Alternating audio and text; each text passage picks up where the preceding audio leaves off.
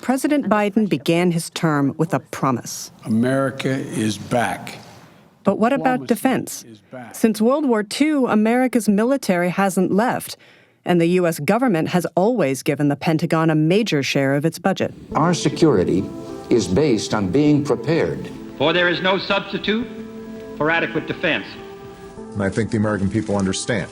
Our first priority is the military. The greatest people in the world. And we owe it to the people in uniform to make sure that we adequately provide a defense capability second to none. We must not go back to the days of the hollow army, when our military was left ill-prepared for the future. This means, unfortunately, a careful long-term increase in our commitment for defense. This will be the largest increase in defense spending in American history. The U.S. spent $716 billion this year. We are now spending more on our military, a sum which is about equal to the combined defense budget than the next 10 countries combined. 6 of which are close allies like Britain and France. And which represents more than half of our discretionary spending. Another statistic. Last year's Pentagon budget was bigger than the next 11 cabinet departments combined. This isn't new, and neither is public criticism. Taxpayers, as well as members of the House and Senate, are asking questions. Why not cut our defense budget? The calls for cutting back the defense budget come in nice, simple arithmetic. Well, let's look at the facts. It is true that we can responsibly reduce our defense budget. But we must never forget. It will still grow. It's going to cost more money. Because we have global responsibilities that demand our leadership. But how does that money translate into a plan?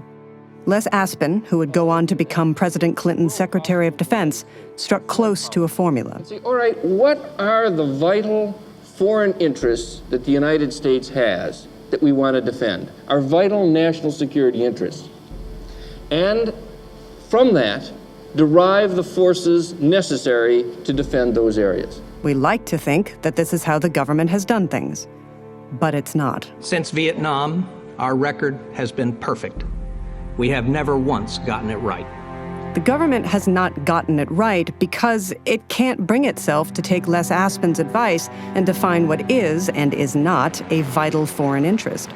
This has sent our military to places unforeseen and underprepared. I've been a horrible prophet. I have never fought anywhere I expected to in all my years. Part of our $87 billion budget provided for us to have some secondary armor put on top of our thin-skinned Humvees.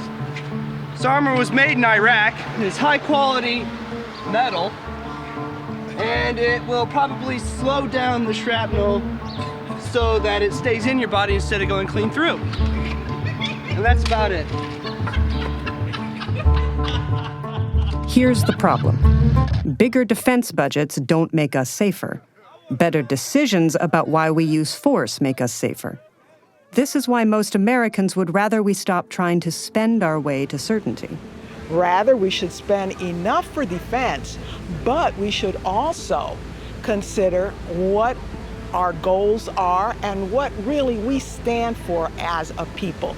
Take that money. If this sounds familiar, it's because it's Les Aspin's common sense formula that we would like our elected officials to use. A recent survey by the Eurasia Group Foundation found that a plurality of Americans, Republicans and Democrats alike, preferred a less militarized foreign policy and would rather spend resources securing domestic sources of national strength. I think keep the money at home. President Biden often says, "Don't tell me what you value. Show me your budget, and I will tell you what you value." The American people have told their representatives what they value, rebuilding America's strength at home. It's time for the Biden administration to make America's budget reflect those values. Then America's back can truly move the country forward.